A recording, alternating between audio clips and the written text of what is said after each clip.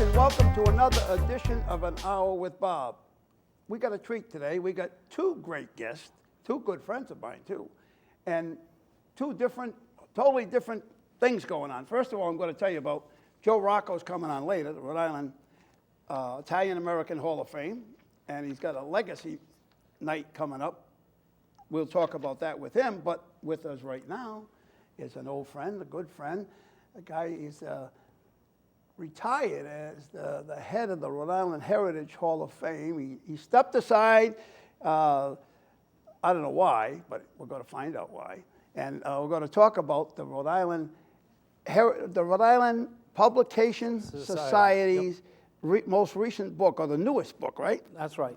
And that's with Al Holberg? Al Kleiberg. Kleiberg is the author. Yes. He's a historian extraordinaire. He is indeed the head of the Rhode Island Historical Society for many years and devoted his entire life to promoting the history of Rhode Island. Well, a formal recognition and a formal introduction. Dr. Pat Conley is with us. You've been on the show a few times over the years, right? Absolutely. Several times, actually. Yep, I'm an old timer. You're an old timer. And I mentioned you retired or stepped aside from the Rhode Island Heritage Hall of Fame after, what, 50 years? 20 years. 20 years? But I figured I had nominated you, and when you got inducted, that was I enough. said my life work is done. You did it. And so you are now a member of the Rhode Island Heritage Hall of Fame. I am, thanks to you. Yep. In the first round, too, first ballot. Absolutely. Right? That's what I'm told. By acclamation. By acclamation. All right, so what's the Rhode Island Publication Society? All right, well, we're talking about a new one? book, and it's called The Valley of the Blackstone. Which happens to be your my birthplace. valley. So you're from Pawtucket. And the Blackstone and Valley. My wife from Central Falls. That's so I right. was very partial to this book. It was written by Al Kleiberg, and he spent years researching the history of all the mill villages, going actually from East Providence, is where the valley ends, all the way up to Worcester. And so as a history, as the subtitle says, the Blackstone Valley, its people and their mill villages. And after about 15 years of intensive research, he gave the manuscript to me back in 2006 to do some substantive editing. Right. And particularly maybe to add some things that might have to do with sports, particularly baseball. We've had great Hall of Fame, American Hall of Fame ball players come out of the Valley.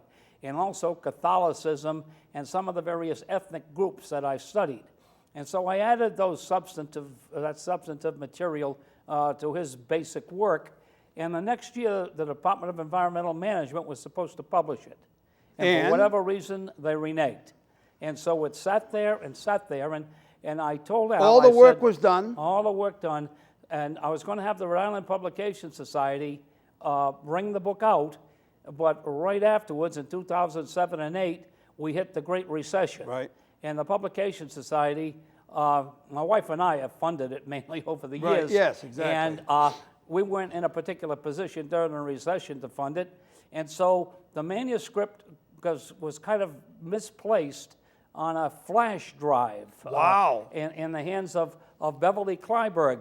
And finally, in 2016, after the Heritage Harbor Museum project on the waterfront in Providence had failed, partially because of the recession, I was able to negotiate a deal with developers whereby we ended up with $3.6 million to create a Heritage Harbor Foundation. And the irony here is that the individual who back in 1981 had started the project for a state historical museum, where 47 states have them, and Rhode Island is the one that doesn't. Right.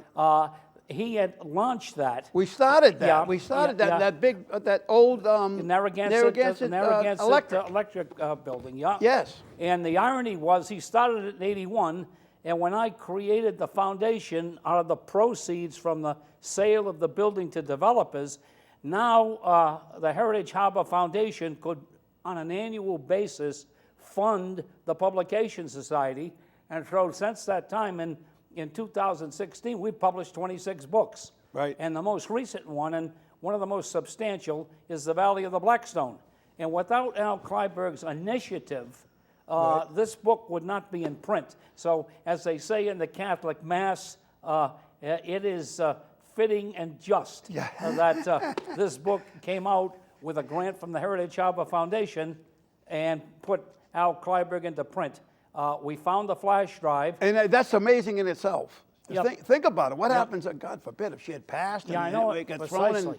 thrown in some box or something? And in fact, I looked at the flash drive, and my edits from 2006 had not been included. So I had to re-edit it all over again. Wow. So Wow. it's got a little blurb in there, me as the editor of the book, and you know, I'm really, really pleased with this because it's a personal thing. And, Yeah, I mean, it's well done. Kleiberg was a great friend, and like you, a member of the Rhode Island Heritage Hall of Fame. I mean, it's well done. Even the cover, Yep. it's a solid hardcover publication. Oh, yes, it is, yeah. Now, who's this guy right here? That's Sam Slater. He's the guy that Sammy- kicked off. Sammy, huh? Yeah, he's the guy that kicked off the significance of the Industrial- Blackstone. It was, along with the Merrimack, they were the two most industrialized rivers in early 19th century America. And according to no less a person than Andrew Jackson and many historians since, the American Industrial Revolution began In at Slater Pawtucket- Mill in Pawtucket, Rhode Island. Yep, which, by the way, was then part of North Providence. So we don't want to leave North Right. Providence out. But at one point, it was part of Seekonk, too. Yeah, the East Bank Right. of Pawtucket was transferred to Rhode Island in 1862, along with East Providence, and we traded that for a town north of Tiverton that had been set off from Tiverton called Fall River. Right. And so that whole part of southern Fall River today was once Rhode Island, and that was the trade. They do a lot Really? of trading now in professional sports, but that was our trade. We traded the town of Fall River, which is now southern of the city, southern part of the city of Fall River, for East Providence and Pawtucket east of the Blackstone. And why was it that we had Tiverton and Little Compton in the first place? 'Cause Yeah, it's we not had connect- that. Well, we got that. You're really testing me today. It's a good thing I'm. It's because in it's the not bloom of my connected to Rhode senility. Island unless you got to go over a bridge to get to it. Yeah, well, we got that from Massachusetts in a boundary settlement back in 1747. So that area, Tiverton and Little Compton, came to Rhode Island as a result of a boundary settlement in 1747. Bristol came in basically to Rhode Island at the same time. It was founded in 1680 as a Plymouth colony town. It reverted when Massachusetts Bay absorbed Plymouth. It became part of Massachusetts Bay, and then in that 1747 settlement, Bristol came in, Tiverton, Little Compton. So we've had a Wow. lot of switches in our boundaries, particularly Sure. the East Bay. Yeah. I didn't know. I knew that about Tiverton and Little Compton, but Yeah. I didn't know that about Bristol. Yeah, yeah. And that is connected by a bridge to the other side, to Yeah, exactly, yeah. Portsmouth and All the Tiverton. ferries did that. In fact, I live at the tip of Bristol Point with my wife Gail, and right near where the Bristol ferry used to go across to Portsmouth. And so that street that runs Route 114 that Right. goes by Blythewold, the Columban Fathers and all, by Roger Williams University, Right. That's called Ferry Road. Yes, I went to Roger Williams College. So Oh, did you really? Yeah. I went to it when it was a college. Well, we know what it originated in South Providence on Broad Street. I do know Rolo jewelry. I used to have classes in Rolo Let's see jewelry. that. We've been around a long time. In fact, it's in that. And All Saints Church. I had a class in All Saints Church, too. Yeah, yeah. Well, I wrote a history of South Providence because that's where I was I do know raised. that. And so, I knew you before we knew each other. That's right, exactly, yes, yes. So go ahead. You wrote the history of Well, I wrote the Providence. history of South Providence. South Providence. And noted in that that Roger Williams University had its origin in the Y, and it was also... We used to call it Yimka U. Yeah, that's right. And there was also a facility there from Northeastern University Law where John O. Pastore studied. Right. And so when I did the history of Providence in 1982 with Paul Campbell, I had Pastore come in, and it was Pastore, Campbell, and I doing the photo ops for the history of Providence, which Wow. was published for the 150th anniversary of the city's incorporation, 1836 to 1982. And I knew Paul Campbell from back Yeah, in the day. yeah. Paul has passed away. He was he co-authored several works with me, and then became the librarian of the Historical Society, succeeding Al Kleiberg, and then the archivist of the city of Providence. He died of Lou Gehrig's disease, MS, very tragic demise. Because he was a friend of mine. Yeah. That from Pawtucket. Yeah, I had him as a student when I was a professor at Providence College. Really? So what I always did was keep track of my best students, and then later on put them on all the boards. They were on the historic, they were on the Publication Society board, the Rhode Island Heritage Hall of Fame, and the Heritage Harbor Foundation. You had a way of doing that. Yeah, that's what. Well, you continue. You could pick the best. Right. You know, from the point of view of history and heritage and knowledge of Rhode Island, and you know, individuals like Dr. Scott Malloy and Dr. Debbie Mulligan and Dr. John Perillo and, you know, Paul Campbell, my son Pat Conley Jr., on and on. They were all students of mine at Providence College. So you pick the cream of the crop and you put them on these boards, and they've been tremendous. The three boards, I named them Cleo's Trio. I know that, yeah. After the muse of history. Right. So it's the Heritage Harbor Foundation that provides the money for all the books and gives out numerous grants to various state cultural agencies, the Rhode Island Heritage Hall of Fame, and then finally, which is supported by the foundation, and then finally the Rhode Island Publication Society. And you just never stop. Well, I will eventually. I'm 86 now. And 86? Yeah, My God. And you got a memory like no other. I mean, it's amazing. Yeah. It's amazing. Well, my wife says to me, you got a good memory, but it's short. That's good. I like A that. prophet is not known in his own home. Well, we speak about the valley. Do you know that the valley used to have, there were also Blackstone Valley Canal. Oh, right? yeah, the canal, yeah. The canal that was supposedly or going to be connected, if my memory serves me correctly, it was supposed to be connected to the canal up in upstate New York that run along Route 90. Well, what it was going to do, it was going to go up to Worcester. To Worcester, and and then connect with the- there was a rail line from Boston to the Hudson. Right. And it was supposed to connect with that rail line, but they weren't going to connect build that canal to the Berkshires or anything. But that was built in the 1820s, mainly by Edward Carrington of Providence. He was the leading promoter, and the workmen on the canal, for the most part, were Irish immigrants. So they did Right. a lot to create, at that time, to build Fort Adams in Newport. They built the railroad coming into Providence in the early 1830s, and they were the main laborers on the Blackstone Canal as well. I did a short pamphlet history of the Blackstone Canal. I dedicated it to my wife, Gail, and her great grandfather, Michael Cahalan, who was a pioneer settler of Central Falls, yeah, out of Tipperary. Now, most of those Irish folks, the workers come over, they settled in South Providence, right? Not so much. The Irish did settle in South Providence. It was a large Irish neighborhood, but most of the Irish that built the canal, mostly Pawtucket, Central Falls, and Woonsocket, and established churches. Now they call them territorial parishes along the valley up into Woonsocket, St. Patrick's and Cumberland, for That's example. where I was baptized in St. Yeah, St. well, yeah. So that was, and the name was obvious. You're Irish. I mean, not that there weren't some Irish laborers that came to South Providence, but it was not so much the canal that brought them. Right. And South Providence did not become part of Providence until 1868. What was it before then? It was part of Cranston. Oh.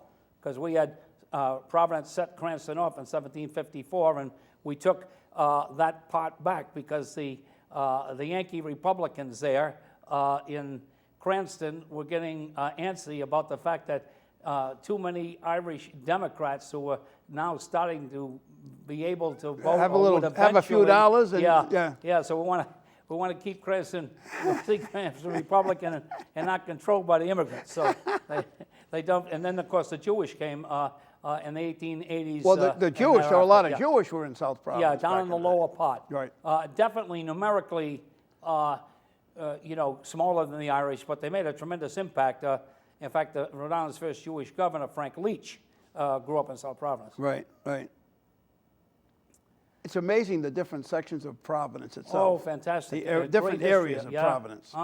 The North End, Right. which is still predominantly Pleasant. Italian, well, then Federal Hill, which has become much more mixed, except for the commercial areas, and Silver Lake, which was the third big And Knightsville. neighborhood, that is mostly now Hispanic. Right. As a matter of fact, I have one of my students, Dr. Deborah Mulligan, teaches at Roger Williams University, is doing a book, which we will publish, on the Little Italies of Rhode Island.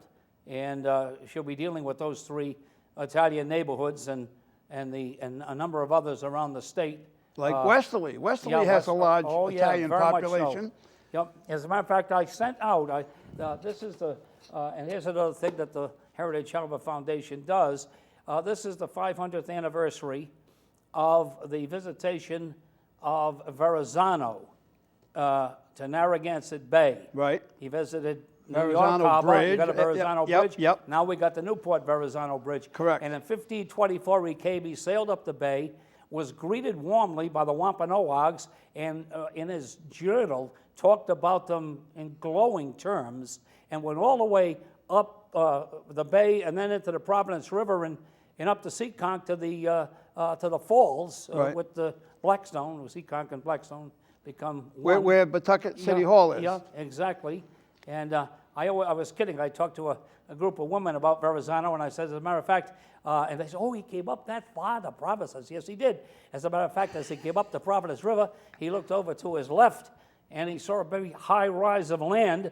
And I was talking about how Verrazano indirectly named Rhode Island Right. by liking to the island of Rhodes. And I says, and he gave another name. He said, well, what was that? I said, he called it Mount Calamari. We call it Federal Hill. Mount Calamari. But we did a beautiful, I was just telling Joe Rocco, we did a beautiful flyer, color flyer, Right. detailing the entire history of Verrazano and his voyages, coming from northern Italy, from the area of Florence, and making 3 voyages to the New World. On the third one, unfortunately, he was captured and killed by the Caribs down in the Caribbean, so he didn't get as nice a reception down there as the Wampanoags gave him here. And that was at how long after Columbus was he around? Well, Columbus made 4 voyages. Right. The first of them in 1492. The first voyage for Verrazano was 1524, and so maybe 3 decades, you know. Right, right. So Columbus made some enemies down there in the Caribbean, I guess. Well, he did. Yes, he did. As a matter of fact, they talk about Columbus as a slave whore, which is ridiculous. The Caribs attacked them. He beat them at a conference. And it was, in those days, if you conquered somebody, you took them captive. And he brought the Caribs, Right. a number of them, back to Spain. Yep. But not to enslave them. He was a religious fanatic. And he brought them back hoping to convert them to Catholicism. So he was not a supporter of slavery. Right. And yet they're knocking down his statues and everything else on the terrible. fact that he was a slaver, which is absolutely absurd. But that's what passes for history nowadays. Right, right. And look what they've done down south with the Confederate leaders down south. Oh, It was yeah. history. It's part of history, right? Yeah, they shouldn't. I mean, you don't want to glorify the Confederacy, and slavery was the second greatest stain in American history. The first being the treatment of the Native Americans. Oh, God. Yeah. I mean, the slaves Obviously. lost their liberty. The Native Americans Lost lost their their land. lives, their lands, and their liberty. And their liberty. Yeah. Yep. So, we have some bad aspects of our history which we Right. should know about, but history is history. At least we should be aware of it. Maybe we won't repeat it. Well, that's supposedly why you learn history, right? That's right, exactly, yeah. All right, so what's going on? You got something coming up at the Woonsocket Workingmen's Association? Yeah, well, the museum. Museum of Work and Culture. Yep. And that's where we're going to present this book on the 20th of this month. So it'll be a week from this coming Sunday, and it will be at the Museum of Work and Culture at 1 o'clock. I'll be making some remarks with regard to the book. We'll have a little seminar discussion about it and about the Valley. and the book will be available for sale there. And of course, that's ironically, once again, the prime mover in the creation of that museum was Al Kleiberg. Right. So right. everything seems to, and that's why we selected that. And we're going to announce the 50th anniversary of the Rhode Island Publication Society at that time. Right. And each of the decennials, 1984, 94, 2004, 2014, we've had a book that we featured for the decennial observance. The Publication Society actually was created in 1974. That's why we're at the 50th year. Right. I created it when I was head of the bicentennial. Well, that was my next question. RI-76. Yep. And I created 57 different committees to involve as many people as possible, including all kinds of ethnic heritage committees and things like that, and sports committees. And one of the committees was the Publication Society. But we were doing so well during 74, 75, 76, and 77, and had manuscripts still to produce, that I kept it going and then incorporated it as a Rhode Island nonprofit, and then it just continued to produce. And as of this date, we have produced 130 books or booklets on Rhode Island. Right. So I think we're Rhode Island's best kept secret. How many people read our books, that's another question. We haven't made the New York Times bestseller list, but No, haven't made it yet. some of the books that are on it, it's just as well. Do you remember the first book for the publication? The 50th year? Yeah, the 50 years first ago? book actually was kind of fluffy. It was, there were two books to try to get women and kids involved, and one was called Create Your Own Colonial Clothes, and the other was the RI-76 coloring book. So we started off very much popular, and then another one was called Climb Your Own Family Tree, which was a booklet on determining your ancestry. And which was probably before the Ancestry.com, Oh, right? yeah, definitely, yeah. But then also, along with those, we had manuscripts that were around Historical Society that had never been published, and they were journals and diaries of Rhode Islanders who had participated in the American Revolution. So we called it the original narrative series, and then we published a couple of older works, like with Judge Staples' book on the documentary history of the destruction of the Gaspee, and on and on. So that was the start, and then we branched out from RI-76 to the whole broad Rhode Island spectrum. One of the things that I did in I created 18 ethnic heritage committees representing the largest ethnic groups in Rhode Island. I commissioned them all to write a booklet, 50 to 65-page booklet on their history in Rhode Island. In Rhode Island. Not back in the old, why they came maybe, but Rhode Island and taught their customs, traditions, their foods, their religion, their politics, their festivals, and 14 of the groups actually came through in the period roughly from the time of RI-76 down to 1994. And the 14th to come in by Dr. Stan Blewis, was on the Polish. And so we had 14 ethnic heritage pamphlets, and some of them went out of print. So what the Heritage Harbor Foundation did as one of its first projects in 2017, they reprinted a boxed set of the Rhode Island Ethnic Heritage Pamphlet Series. So you want to know about the Irish, the French, the Lithuanians, the Greeks, the Polish, the Jewish, all there. There were a lot of Lithuanians back then? Oh, there were Lithuanians, yeah. They came to enough. There were, the guideline that I used was there had to be 5,000 people of a particular ethnic heritage. Right. And so we didn't do the Chinese. I did one in a subsequent booklet, the 15th booklet in that series. But you had a Chinatown, basically down around Empire Street and into South Providence, along Pine Street and Broad Street. And we didn't have a Chinese group because there weren't enough Rhode Islanders. But well, how about the Hums there up in Woonsocket? Isn't that a big group? Which one? They came from Vietnam during the Vietnam. Oh, the Southeast Asians. Oh, yeah, the Hmong. Oh, yeah. I say Hungs. We didn't do that during the bicentennial, but we added to the series because there weren't enough in 1974 and 75. Right, Because you hadn't they that came out-migration. After, And there was another small group in Woonsocket, the Romanians, but they weren't sufficiently numerous. So we did do that, but we covered them in that 15th volume that I wrote to explain the series. Oh, that's got to be great. I Yeah. mean, that whole publication, that whole Yeah, 15... we have that box set, and that's available from the Rhode Island Publication Society. Wow. We distributed it free. A lot of these books we've distributed. Don't say the price, free though. Don't say to- price. yeah, no, we've delivered them free to Rhode Island libraries. There are 108 public, private, society type, and college libraries in Rhode Island, and we've delivered probably, I would say, 35 of our titles free of charge Right. in boxes. Wow, to each of the libraries. Yeah, to the libraries. We had Doreen Schwartz, unfortunately, who passed away, Jay Morris, Joseph Morris, Caleb Horton, my wife Gail, my daughter Colleen, all made deliveries to these various libraries around the Wow. state, so that they'd at least have a copy Sure. of what we've put out, and if anybody goes to the library and wants to Check it wants out. to check it out or wants it for themselves, they just order it from the Rhode Island Publication Society. They call 272-1776. What else? What a number. What else? What a number. And then we've got RI Publications. We have a website. All right, you got your last word. Pat Conley, give us your last word. You're going to I be hope at it's not going to be my last word. the 20. The I 20. mean, You don't for this- have a for last this word. show. On the 20th Yeah, of October, Yeah. you're going to be up in Woonsocket that's correct. at the Working Men's No, Museum. that's a labor organization. We're going to be at the Museum of Work and Culture. Which Museum of Work and Which is Culture. a history of labor, actually. Right, exactly. And it'll start at 1 o'clock, free of charge. There'll be a little reception. Yep. Some free food and drink.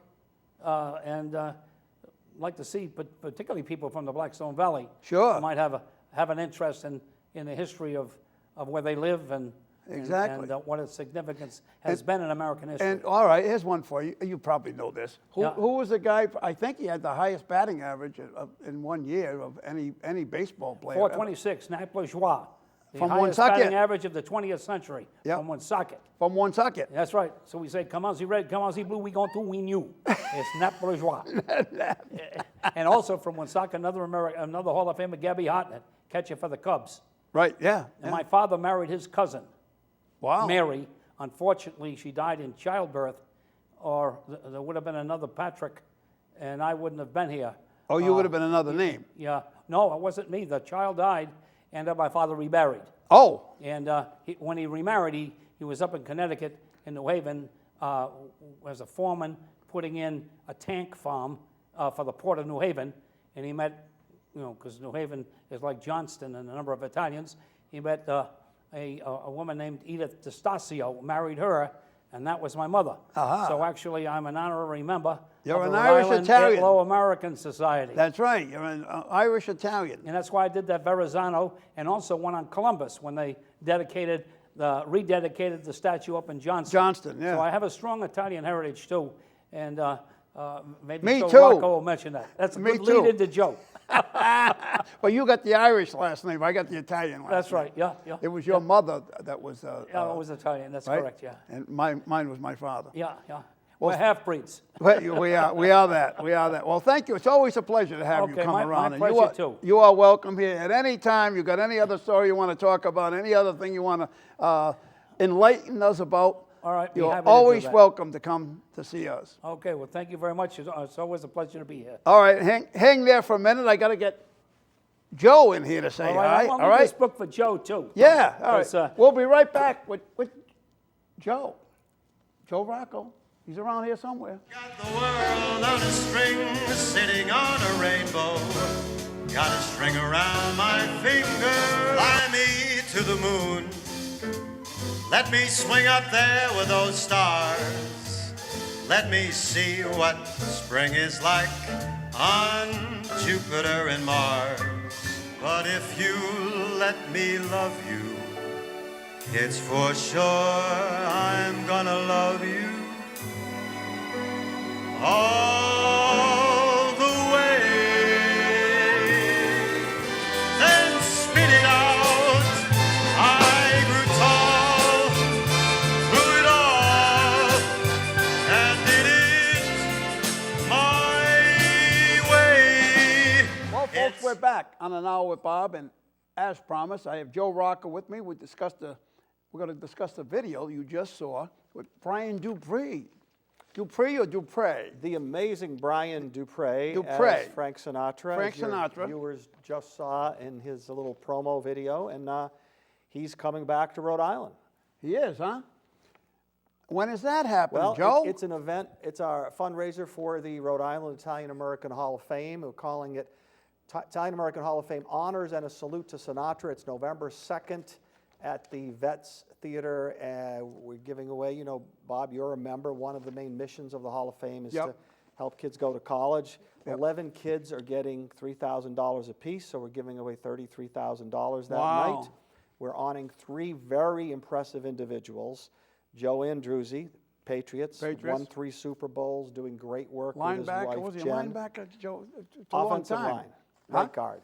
Yep. Protected Mr. Brady for many years, helped win 3 Super Bowls.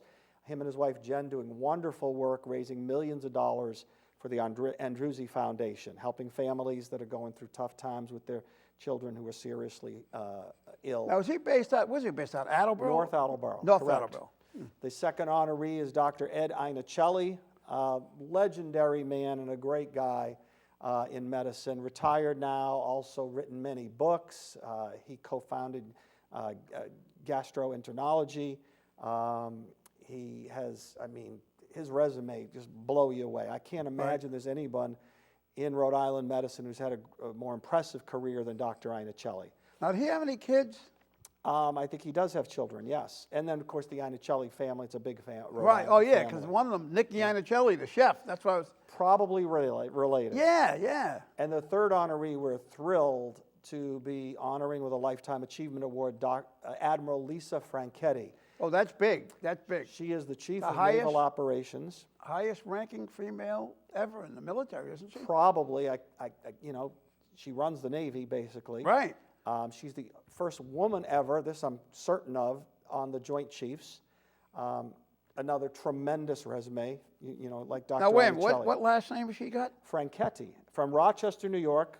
Right. And she did go to the Naval War College In Newport. in Newport. And as you know, over the 38 years that the Hall of Fame has been in existence, we've honored a variety of accomplished Sure Italian have. Americans, not just from Rhode Island, but from around the country. And Right. you've been there. I've been for to most of them, almost all of them. Maybe all of them. Maybe all of them. And yeah. hopefully you'll be there November 2nd. So I we're going plan to honor on it. these people. We're going to give a pat on the back to these 11 exceptional students from all ethnic backgrounds who are Right. getting the $33,000. Brings our total to close to $500,000 that Wow. we've given out with our little organization over the last 38 years. I get to be president. You can be vice president if you want. We need a vice president. Really? If you're not, I don't know you're not about doing that. anything. Huh? we If can I'm make not you- doing we it. can make you vice president in your spare time. Like Pat put me on the board of directors. Well, there you go. You're a popular guy. And we hope people will turn out because it is going to be an extraordinary evening. And the one thing I might have left out, you saw it a little bit in the video, Brian is performing with a 12-piece orchestra. Nice. So the place will be... He's good. I mean, he might as well be the reincarnation of Frank Sinatra. He is amazingly, I mean, there's so many of those songs, you feel like you're really watching Sinatra. Right, And again, right. it's at the Vets, and people can go to that box office or visit the Vets website and get tickets there. And that place is such a jewel. People don't think of that place. I mean, I could talk to 20 people, and 10 of them wouldn't know have ever been there. Well, for a long time, when Veterans Memorial Auditorium, it sat there and it wasn't used a lot. Right. And then some smart people, 8-10 years ago, they found the money, they fixed it up. It's a great theater. There's not a bad seat in the house. Right.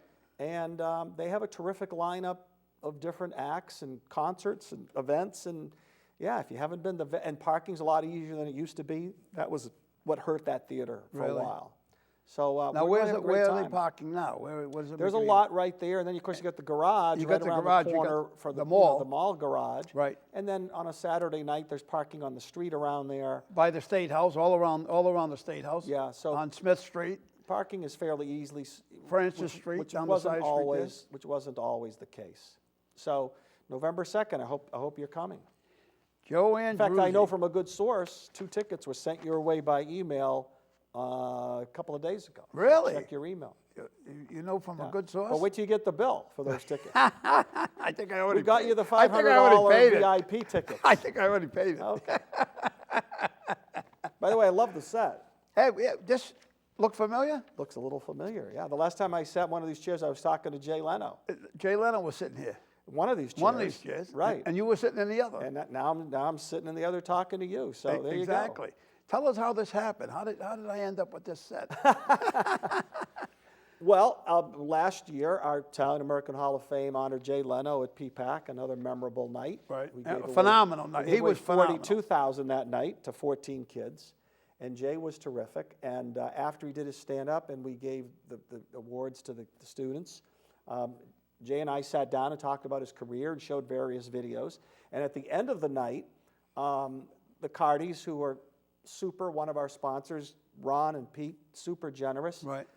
They provided the furniture, and usually, and they've done this before, and when we return it, but they said, you know what, keep the furniture and maybe auction it off or something. So the table, the carpeting, the chairs. So at the end of the night, we auctioned it off, and Bob generously bid and was the high bidder, and here we are, and the Hall of Fame benefited. Yep. And you have a nice little set here. Exactly, exactly. So- It works well. It works No, well. I think it looks good. Your fashion designer, set designer, should get a Very raise. colorful. Should get a raise. Oh, I'll give him a good raise, right? There you go. I'll give him almost as much as I make, right? Yeah. So we're really excited about this event. Brian is based in Dallas, but he's from Rhode Island originally, from Right. Lincoln, Woonsocket Lincoln. area. He pops in every couple of years and does a show. He did a phenomenal show at the Park Theater about a year and a half ago. Right. It was almost sold out that night, standing ovation. We've had him at the Greenwich Odeum about 5 years ago for the Hall of Fame, a smaller show, sold that out. We have 1,700 seats. We're not going to sell this out. But, we're shooting for 700-800 people, and I think we'll get there. Right. So, talk it up. November 2nd. November at the 2nd. Vets. At the Vets, right? The Vets RI. And I started the show 32 years ago for the purpose of promoting the talent that's in Rhode Island. Well, Bob, you've done a fabulous job doing that, and here we are still doing it. And as you did earlier with Dr. Conley, by the way, following him, I mean, He's like an encyclopedia. can you let me know next time who I have to follow? Because I have to sharpen up. Maybe I could bring in a juggler or something. I could follow him or her. But no, he's a walking encyclopedia. I thought I was He's gonna- a national treasure. Oh, yeah, he is. And all Absolutely. those publications he's put together, he's done all that stuff on his own dime, Yeah, I know. He spent tremendous amount of time and And his own money doing some of the many historical accomplishments and ventures that he. And we did a his- Bob's Big Adventure when he had that land down by the waterfront that Right. they've since destroyed. Now, Yeah, now they got yeah, trash. What a shame. What it could have been, right? It's What it awful, could have been. awful. His idea, philosophy, what he wanted to do. In fact, I went on the boat. He had the boat. He had bought that ferry to go down to Newport, and he was going to go to Block Island with it. And we did a show on the ferry. We went down, right down the harbor, right down to Newport in this 49-seat ferry. And his thing was going to be that open up that harbor, that whole harbor there. And his big plan was to actually bring in seafaring ships right there, because it's a deep water. Obviously it is. It's deep water because they're bringing in these ships that are taking all that trash off there, the piles of damn metal that Scrap metal and Oh, other my stuff. God. Yeah, could have been a fabulous and so development. And the way they did him in, I mean, Yeah, they took the property. such a shame. And somebody made like $10 million in one foul swoop. They took it, they got it for $1 million change, and they sold it to an Australian company for $12 million.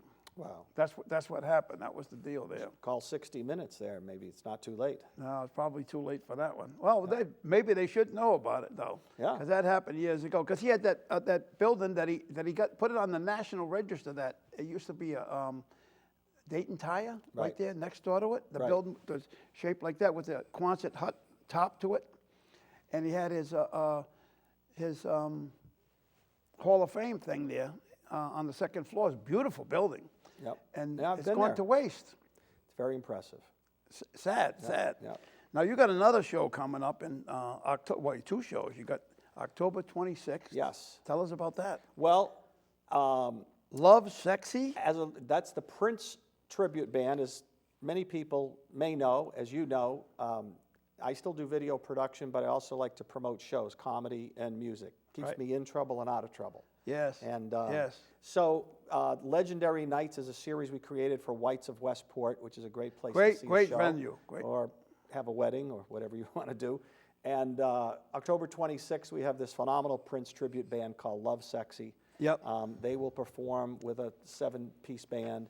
And then November 9th, also at Whites of Westport, is Elvis is back in the building. He's good. He was on the show. He with was on the Johnny show. Cash, He's a been young here. man named Danny Fontaine, who's a tremendous Elvis impersonator. There's got to be Excellent. 10,000 Elvis guys.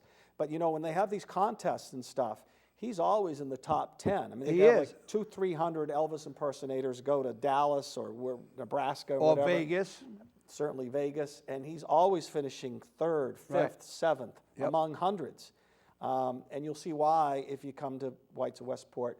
We're calling it The King and Cash on November 9th. Oh, you got Johnny Cash too, And huh? Johnny Cash opens again. We've done this show twice, the last 2 falls. I've been there. And I think you were there for both of them.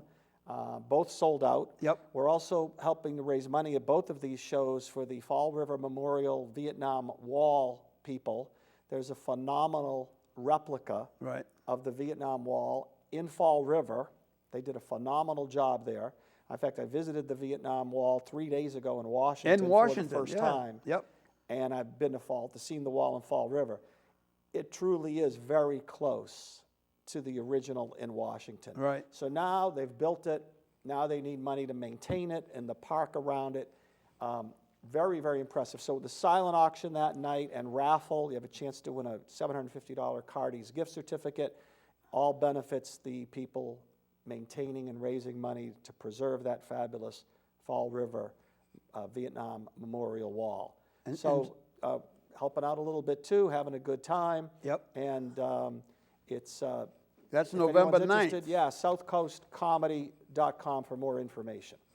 I miss our Newport comedy series. Well, it's 9 years now. that was a biggie. 9 years. And right? you had all the national acts there. We had a good time in Newport and a lot of laughs, and I know you were there for some of them. Yes, from Jeff Dunham to Bill Burr to Cheech and Chong and Lily Tomlin and the late great Joan Rivers, Amy Schumer, Kevin Hart, and some that before they got really popular, like Jim Gaffigan, who most people didn't even know. You know, Right. we paid him $500 Right, bucks. exactly. He gets about 90,000 a night now. We got a raise. Same thing with Bill Burr. You know, Bill Right. Burr. Oh, he's hilarious. Bill Burr 2 years ago sold out Fenway Park and made more than $1 million. Wow. First, we had Bill 4 times. The first time we had him, we paid him $300 bucks. No kidding. Really? And even the last time we had him, when he sold out with us, back in 15,000? 13 or 14, pretty close, yeah. And now he's over $1 million a night. If you ever want to have Burr, you need a stadium though, or an arena. Who was the guy I did video of testing his act at East Providence, the comedy At the Comedy Connection? in East Providence? Yeah, yeah. You had me over there. I was videotaping the guy before he went up to. He had not Fenway Park. He had the Garden. He was going to be at the Garden for 2 nights. Dane Cook?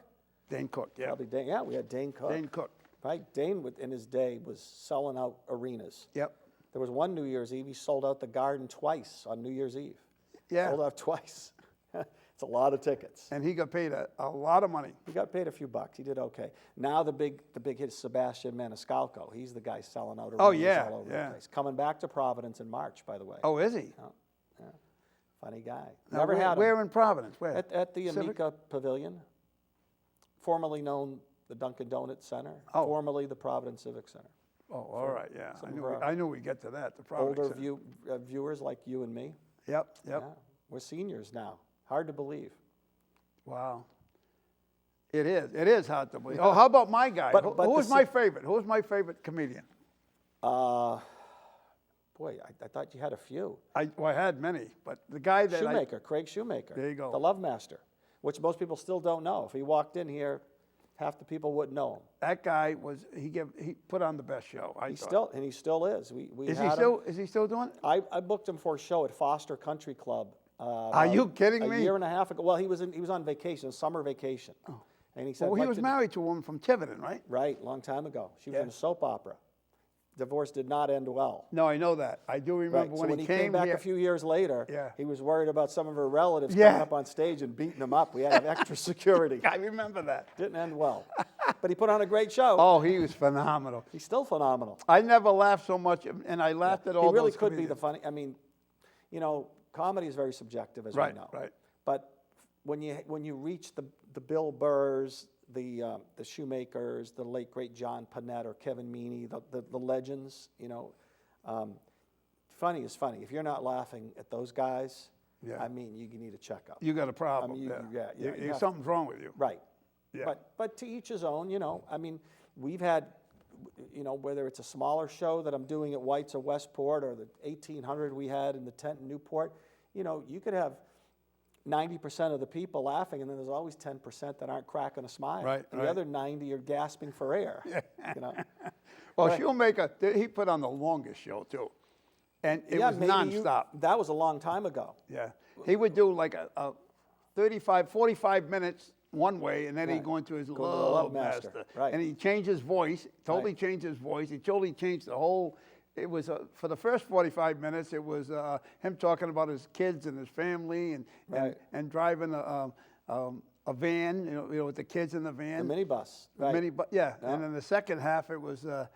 I know I can reach you from here. You know, he was crazy.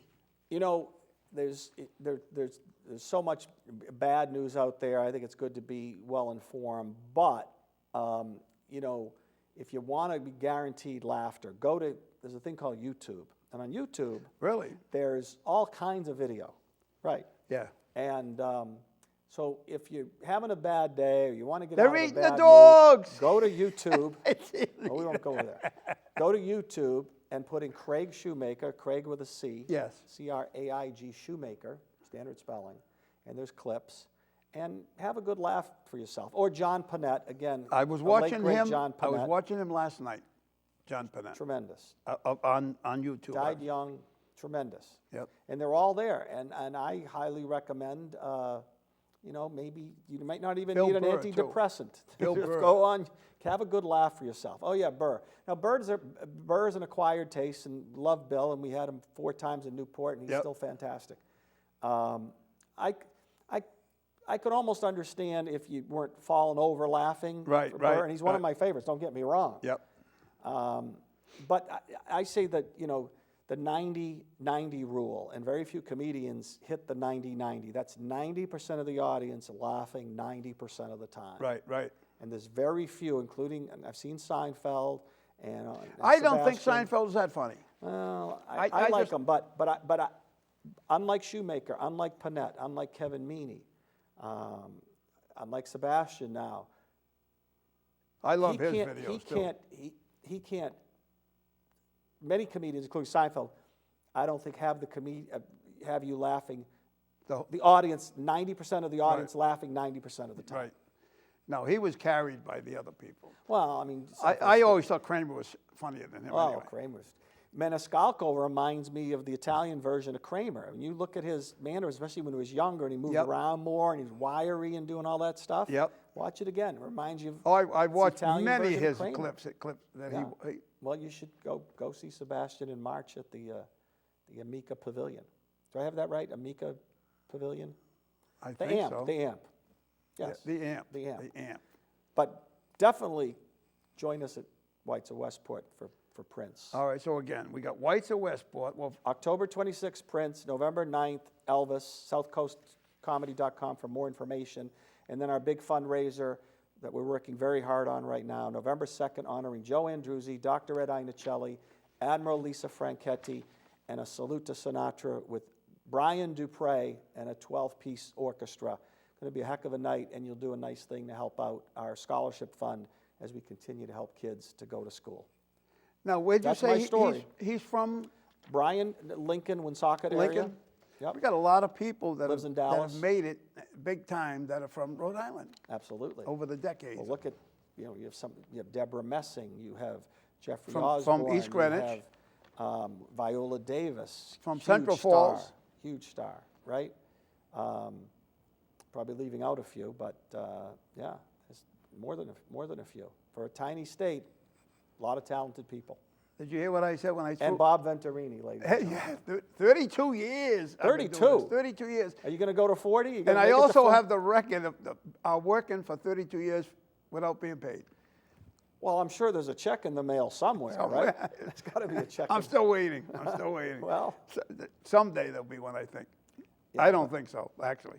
Well, But that isn't you've- why. you've That isn't why we started entertained this thing. millions of people, and like you said earlier, yeah, you're helping lots of people get the word out on. You're educating people, get the word out on various events like ours, whether or not they're a fundraiser. Many of them are, right? Think of all the people you've had in, all the promotion and driving people to these wonderful events and organizations and charities that you've helped. Yeah, well, we did the Toys for Tots for 24 years. That was my amazing. flagship event, I Yeah. guess you would call it that. You should do it one more time, one more comeback event. I thought about that, you know. Hit 25. I thought about that, doing it one more time. Well, But you we still have don't time. have the connection at the Warwick Mall anymore, do we? I don't know. You don't? I don't know. I haven't been down there in a while. Well, Maybe I could approach him doesn't with have to, but it doesn't have to be there. But I'm sure they'd love to have you back. But if not, like you do it right here in studio, right? Why not? it. It wouldn't be big enough. This place wouldn't be big enough. Oh, sure. For all the entertainment we've had over Well, the so years. you slim down the entertainment a little bit, but you still have a lot of space here. Yeah, sure. Could do that. You have our friend Corey Pesatoro could be on the accordion. On You the could bring accordion, him in. yeah. Yeah. Well, you think of all the two reasons I started doing this whole thing was because, you know, I used to book bands when I was in college, Right. And a lot of talent came out of the state and has over the decades come out of the state, and they don't get the notoriety. And I figured maybe it'll help them a little bit Sure. by doing that. And the other reason was I've done a little bit of traveling, A little as you bit. know. Yeah, you've put in a lot of miles. And it always irritated me when I'd say to somebody say to me, "Oh, where you from?" I'd say Rhode Island. They go, "Oh, Long Island." I go, "Doesn't anybody know geography around here?" You know, all these people automatically they think you're from New York Right. because you say Rhode Island, and nobody in any part of the country knows that Rhode Island's its own state. So that Well, was you're an ambassador as well. Yeah, TV I always host, thought that. ambassador, businessman, all around good guy. Good sports fan, too. Did you hear what I said to him about the guy that held the highest single highest batting average in the 20th century was from Rhode Island? Oh, I must have missed that. I maybe stepped out. Who's that? Now I can't even think of his name. Yeah, watch the tape. From Woonsocket. From Woonsocket. Had the highest. As a former sportscaster, I should know that. Yeah, I you should know that. I apologize. In my other life, Oh, wait a I minute. used to know that Let's see stuff. if we can find that. What Rhode Island? I think I shut my phone off. Hey, Siri, what Rhode Islander had the highest single batting average of a professional baseball player? I found this on the web. Major league players born in Rhode Island and made it to the big league. Where is it? Come on, where are you? Well, you're going to, for those who were not tuned in earlier, you're going to leave your audience hanging as we. Oh, Gabby Hotnick was the first baseman. He a catcher and first baseman. Oh, Nat Lejeune. There you go. Nat I Lejeune. used to know that. What's your World Series prediction? We're right in the middle of the baseball playoffs. Some good games. So Are far. my Orioles still in it? Or once again, They died again, they're didn't done. they? So they, what's they choked. They fell on their face. Yeah. You know what's amazing? You know Mets what? are red hot. The Mets have The a lot Mets, of mojo. the Mets and the- San Diego, and the San Diego. Padres. And you know what I like Yeah. about that? Yeah. They got the highest paid player in baseball, and the two highest paid players in baseball, and the three highest paid The players Mets? in baseball. No, the California teams. The Padres? The Angels, and no, the Angels, The Dodgers and and the Padres. Right. No, the Dodgers have the two. They got Mookie, and Right. they got the Yes. Remember when the Red Sox had all-star players like that? yeah, they had good players. All credit to Boston sportscaster Bob Lobel, but why can't we get players like that? Exactly. I love that line. It's a great line. You and I have been using it for years. Well, we stole it from Lobel. But, Baseball, football. yeah, and then you watch the Padres, and there's Xander Bogaerts making great plays all over the place. Xander Bogart and Mookie. Yeah, But Mookie's got a lot of money, as did the kid from the gambler, the kid from Ohtani. Yeah. Well, we don't know if he gambled. They Well, hushed that up very quietly. Right, though. right. Yeah, no kidding. Yep, the translator apparently had Yet my- total access to his Yet one of my favorite Millions. players of all time isn't in the Baseball Hall of Fame, and he late, just great passed Pete away Rose. last week. Yeah, the late, great Pete Rose. Did you hear Louis Tiant, our friend, Yes, just passed yes.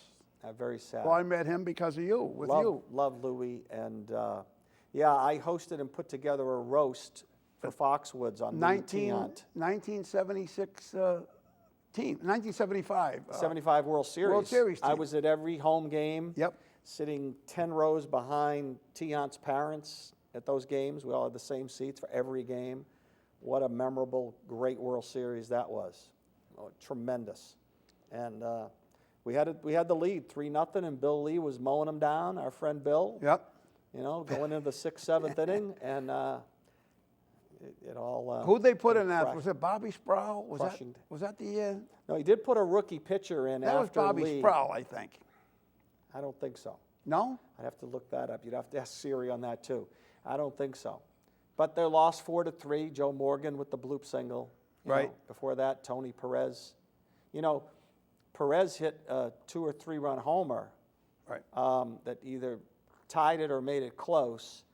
And before that, Perez slid into Pete Rose slid into second base and broke up a double play. Would have been a double play. You know Right. how he played. Mr. Hustle.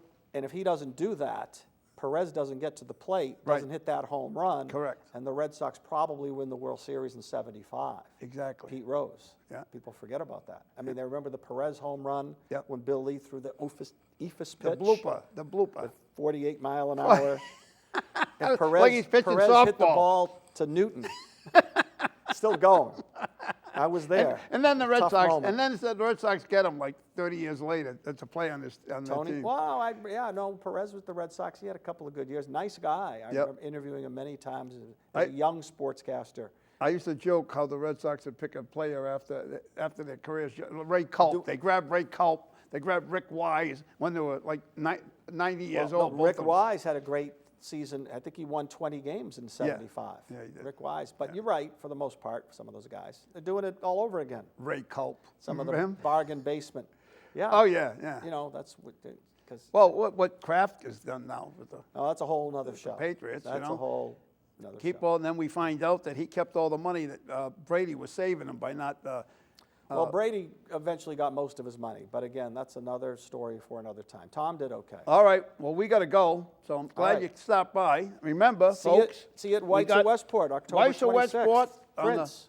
October 16th? 26th, 26th, I was wrong. And November 9th for Elvis, southcoastcomedy.com for more information. All right. An Italian-American Hall of Fame honors and a salute to Sinatra, November 2nd, our fundraiser, as we give away $33,000 to 11 kids honoring Joe Andruzzi, Dr. Ranicelli, and Admiral Lisa Franchetti. And a salute to Sinatra. Hope to see you there. Well, thank you, Joe, and I will see you there. Okay. And folks, thank you for spending an hour with us. Enjoy.